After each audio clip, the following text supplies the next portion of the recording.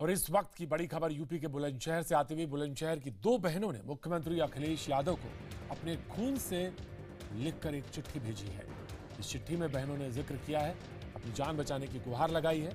बहनों का आरोप है कि उनका पिता इनकी जान लेने पर आमादा है। भाई ना होने के चलते पिता पहले ही मां की हत्या कर चुका है। आरोप है कि पिता ने जून में इनकी मां को जला के मार दिया था। बच्चियां फिलहाल अपने मामा के यहाँ छिप कर रह रही हैं। तब से अब तक कोई भी प्रभावी कार्रवाई नहीं हुई है और इन दोनों बहनों को भी जान से मारने की धमकियां मिल रही है। इसके चलते दोनों बहनों ने स्कूल जाना छोड़ दिया है और परेशान होकर इन्होंने अपने खून से उत्तर प्रदेश के मुख्यमंत्री अखिलेश यादव से अपनी जान की गुहार लगाई है।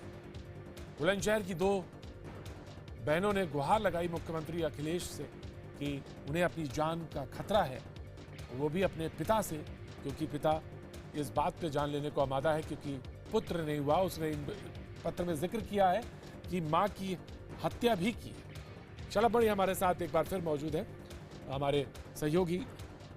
शलभ, जिस तरह का जिक्र है उसमें दो बातें बहुत हैं। एक तो जान बचाने की गुहार, दूसरी इस बात का भी इल्जाम कि पिता ने मां की हत्या की है। तो कोई प्रभावी कार्रवाई अभी तक नहीं हुई। पुलिस ने अभी तक इस पर क्या संज्ञान लिया है? क्या कोई रिपोर्ट दर्ज है? इस पर क्या कुछ कार्रवाई हुई है? और मुख्यमंत्री के क्वार्टर से बात। देखिए, बहुत ही मार्मिक चिट्ठी इस बच्चे ने लिखी है और अपने खून से ही चिट्ठी मुख्यमंत्री को भेजी है। उस चिट्ठी में उस बच्चे ने बताया है कि उसका आरोप है कि उसके पिता को बेटा चाहिए था, लेकिन क्यों केवल ये दो बहनें थी, लिहाजा इसके पिता ने इसकी मां की हत्या कर दी। और उसके बाद से जब ये लोग चाहते थे कार्रवाई हो और ये लोग पुलिस के पास गए भी, लेकिन पुलिस ने कोई मदद नहीं की। उसके बाद से पिता ने इन दोनों बच्चियों को प्रताड़ित करना शुरू कर दिया, जिसके बाद ये दोनों बच्चियां अपने मामा के पास रहती है और इनका ये कहना है कि अब इनकी जान को भी खतरा है। ये बच्चियां चाहती हैं कि इनकी मां की हत्या के मामले में इनके पिता के खिलाफ कार्रवाई हो, और अभी तक क्योंकि पुलिस ने कोई कार्रवाई नहीं की है, लिहाजा इन्होंने खून से चिट्ठी लिखी। इस बच्ची ने खून से चिट्ठी लिखी मुख्यमंत्री को भेजी है। मैंने जो वहां की पुलिस से पता किया तो पुलिस का ये कहना है कि इस मामले में कोई केस रजिस्टर अभी तक नहीं किया गया है। इसका मतलब शुरुआती तौर पर इस बच्ची का एक आरोप तो सही है कि जो इसकी मां की मौत हुई है उस मामले में पुलिस ने अभी तक कोई जांच भी नहीं की। क्या कुछ ऐसा संदेह व्यक्त किया गया था उस वक्त? ये कुछ जानकारी आ पाई कि परिवार वाले लोगों ने उस पर संदेह रहा हो या इस तरह की कोई बात? देखिए, पुलिस की तरफ से इस पे कोई साफ जवाब नहीं दिया जा रहा है। पुलिस का कहना है कि ये मामला थोड़ा पुराना है, पता करना पड़ेगा, तो जानकारी जुटानी पड़ेगी। पर इस बच्ची का इस चिट्ठी में सीधे तौर पे आरोप है कि इसके मामा ने शिकायत की थी कि उसकी उनकी बहन की हत्या की गई है। जी शलभ, हमारे साथ वो बच्ची स्वयं मौजूद है। मैं आपसे जानना चाहता हूं कि आपने जो ये बात चिट्ठी में लिखी है और आपको जान की खतरा की बात आपने कही, तो किस तरह का खतरा है क्योंकि आप अपने मामा के पास रह रहे हैं? सर, जब हम एक बार रास्ते से जा रहे थे तो उन लोगों ने हमें सरासर धमकी दी थी कि आपको जान से मार दिया जाएगा अगर आपने कार्रवाई बननी की तो आप लोगों ने किस तरह की कार्रवाई कर रखी है? सर, कोर्ट में डाल रखा है। पुलिस से गुहार कर रहे हैं हम इंसाफ की। अपने पिता के खिलाफ? परिवार वालों के सभी के खिलाफ अंकल। नहीं तो बेटा, मैं ये जानना चाहता हूं कि आपने जो ये पिता के खिलाफ कार्रवाई की है, क्या उस समय थाने में ये कार्रवाई रिपोर्ट लिखी गई थी या उस समय रिपोर्ट नहीं लिखी गई थी और संदेह व्यक्त किया गया था आपकी तरफ से? ऐसा अंकल, रिपोर्ट लिख दी गई थी, उसके बाद मिली थी धमकी। जी, तो उस समय कोतवाली की तरफ से कोई कार्रवाई पुलिस की तरफ से नहीं हुई थी? पिता के खिलाफ बुला के थाने में पूछताछ, इस तरह का कोई कार्रवाई नहीं हुई? नहीं सर, लेकिन उन्होंने पापा को तो गिरफ्तार कर लिया है, उसके अलावा और बाकी सबका नाम निकाल दिया है। पिता आपके गिरफ्तार हैं? जी सर। मैं ये पूरा मामला क्या है इसको जानना बहुत जरूरी है। मैं चाहूंगा कि आप जून से जो आपके अपने मां की बात कही है वहां से बातें तफसील से बताएं।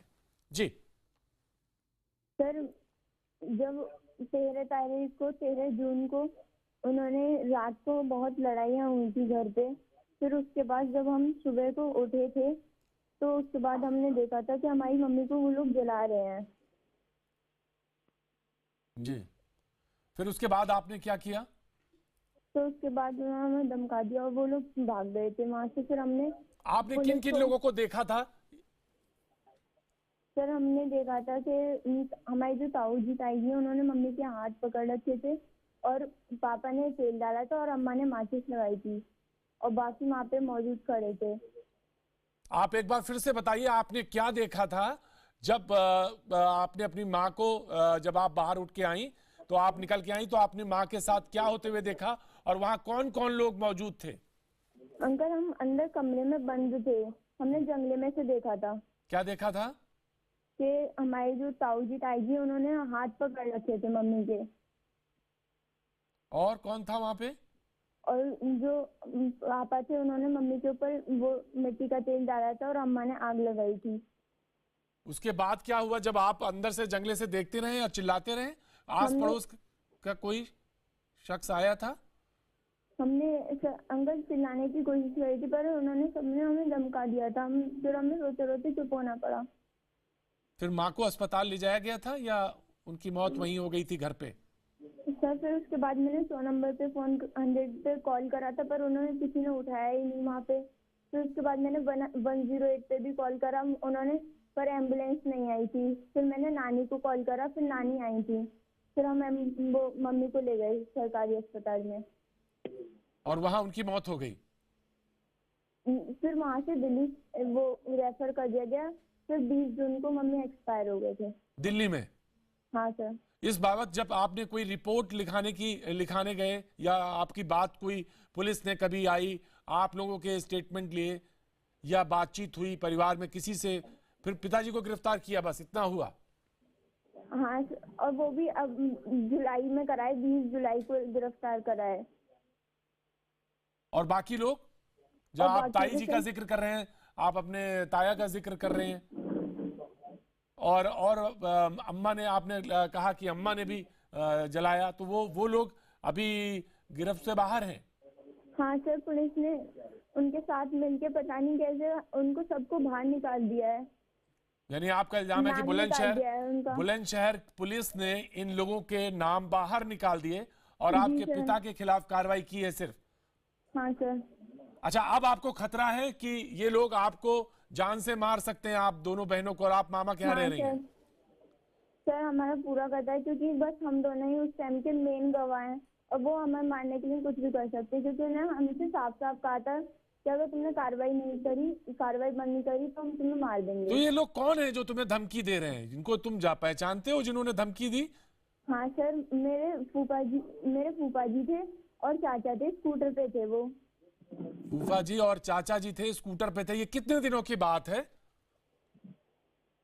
सर, अब तो कई दिन हो गए। हाँ हाँ, तो उन्होंने क्या कहा तुमसे, फूफा जी ने और चाचा जी ने क्या कहा?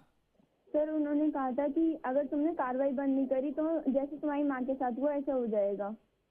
तो उसके बाद आपने कोई कोर्ट में जब आप गई, कोई डेट पड़ी थी, उस वक्त ये बात कही थी जज के सामने, या फिर आप चुप रही? सर, अभी हम कोर्ट में नहीं गए हैं। आपके बगल में कौन बैठा है जो बातचीत कर रहा है आपसे? सर, वो आए हुए हैं रिपोर्टर। अच्छा अच्छा अच्छा अच्छा। तो मैं ये जानना चाहता हूँ कि जब आपने ये बात कही वहां पे, ये पुलिस में के बात कही, तो उन्होंने सब पिता की हुई, और ये जो धमकी वाली बात थी, ये आपने सिर्फ अभी पत्र के माध्यम से कही है, या इसको भी कहीं रिपोर्ट दर्ज कराई इस मामले में जहां आप मामा के यहाँ रह रही हैं? हमने मतलब कोतवाली में जाके एप्लीकेशन दी थी कोतवाल साहब को, पर उन्होंने हमसे उल्टा बोला था। उन्होंने हमसे ये कहा था कि तुम्हें वो धमकी दे रहे हैं, मतलब टोन में। अच्छा, तो यानी आप जहां भी रह रही हैं, अपने मामा के यहाँ रह रही हैं, हम वो जगह लोकेशंस भी नहीं जानना चाहते, हम आपसे बारे में कोई ज्यादा तहकीकात करना चाहते हैं, आपकी आइडेंटिटी के बारे में, क्योंकि लेकिन बस सिर्फ इतना जानना चाहते हैं कि जब आपने कोतवाल से, जहां भी आप रही, जब आपने कोतवाल से ये बात कही, तो कोतवाल साहब ने क्या कहा, ये जानना बहुत जरूरी है।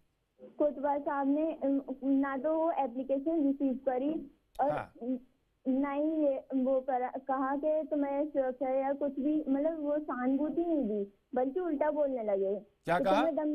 उन्होंने कहा था कि तुम्हें धमकी देंगे, वो झूठ क्यों बोल रहे हो, ऐसे कह रहे थे वो हमसे। अच्छा, मैं इतना जानना चाहता हूँ, ये बुलंदशहर से कितनी दूर है आप, किलोमीटर के हिसाब से अगर बात करें? बुलंदशहर से तो नहीं है आप, बुलंदशहर से कितनी दूर हैं? और ये जो आप मेन बुलंदशहर में ही है, मेन बुलंदशहर। अच्छा, आपने वही बुलंदशहर में ही आपने ये एप्लीकेशन भी दी है? हाँ, कोतवाली में? तो वहां पे कोतवाल साहब ने क्या बोला कि आपको धमकी देंगे, ऐसा आपको लगता है, या बड़ा तंज कसा आपके ऊपर? अंकल वो बल्कि हमें ही झूठा ठहरा रहे थे कि तुम्हें नहीं देंगे वो धमकी, मतलब इस टाइप में तुम झूठ बोल रहे हो? बात कर रहे थे। तुम झूठ बोल रहे हो, ऐसा कहा? हाँ तो उसके बाद फिर आप वापस आ गई निराश होके? हाँ अंकल। तो फिर ये फैसला किसने किया कि हमें खून से चिट्ठी लिखनी चाहिए और मुख्यमंत्री को भेजनी चाहिए? अंकल वो किसी ने नहीं, हमने पहले भी मुख्यमंत्री साहब को लेटर भेजा था पर उसका जवाब ही नहीं आया, तो हमने सोचा कितने दिन पहले भेजा था? अंकल कई दिन पहले भेजा था हमने। तो फिर ये दिमाग में आया, नहीं आया था। ये फिर तुम्हें ये दिमाग में आया कि वो स्याही से लिखा गया था, शायद पढ़ने में नहीं आया होगा, तो इसलिए खून से लिखा जाए तो शायद कुर्बानी समझ में आ जाए, ऐसा कुछ दिमाग में बात आई? जी अंकल। तो अब आपने फिर ये फैसला किया कि मुख्यमंत्री अखिलेश यादव को ये पत्र लिखा जाना चाहिए और खून से लिखा जाना चाहिए, जिसकी इबारत साफ हो, नजर आए और समझ में आए। जी अंकल हमने सोचा कि शाही की बात तो मुख्यमंत्री साहब समझ नहीं रहे, क्या पता खून की बात ही समझ जाए। बहुत अच्छी बात, यही मैं जानना चाह रहा था, इतनी बातचीत दरियाफ्त यही थी कि स्याही से जब बात लिखी गई तो समझ में नहीं आई, पढ़ने में नहीं आई। कोतवाल साहब ने बैरंग वापस लुटा दिया और कहा कि वो तुम्हें धमका सकते हैं, इसमें शक है, लिहाजा दो बहनों ने खून से चिट्ठी लिखी, शायद वो नजर आ जाए, पढ़ने में आ जाए मुख्यमंत्री साहब को, इसलिए इबारत बहुत साफ लिखी गई है। कानून व्यवस्था पर एक और मजाक, एक थप्पड़, जो कि दो बहनों ने, बुलंदशहर का ये मामला जहां पर जिनको अपनी जान का खतरा है, उन्होंने एक खून से चिट्ठी लिखी है। अब आप क्या उम्मीद करती हैं? सर हमने तो पूरी उम्मीद के साथ भेजी थी चिट्ठी, अब पता नहीं क्या हो। लगता है कि कुछ कार्रवाई होगी? पता नहीं अंकल, मेरे को तो कभी कभी निराशा होती है या लगता है कि शायद डर, कितना बहुत डर लगता है आपको? ये लगता है कि शायद जान बचेगी नहीं, या जो लोग इतने पावरफुल हैं, जिन्होंने मां को सामने मार दिया, शायद वो लोग ऐसा करें फिर से? हाँ अंकल यही लगता है। जहां आप रहती हैं आपके मामा हैं साथ में? हाँ। अच्छा, तो वो कुछ उन्होंने सुझाव दिया कि अब हम मुख्यमंत्री को दोबारा चिट्ठी लिखते हैं, खून से चिट्ठी लिखते हैं, शायद कुछ असर हो जाए, ऐसा उन्होंने बोला? नहीं उन्होंने नहीं बोला, बल्कि मामा और नानी तो उस टाइम सो रहे थे जब मैंने लिखा था चिट्ठी। तो आपने, दोनों बहनों ने फैसला किया? जी अंकल। और उस चिट्ठी में क्या लिखा है, जो मेन चीज है वो मैं जानना चाहता हूं, जो मैं बार बार बोल सकूं, वो क्या लिखा है आपने इसमें, जो लिखा हो चिट्ठी में, वो मुझे बताएं। अंकल मैंने ये लिखा था कि मुझ बेटी को इंसाफ दो, मुख्यमंत्री जी मुझ बेटी को इंसाफ दो।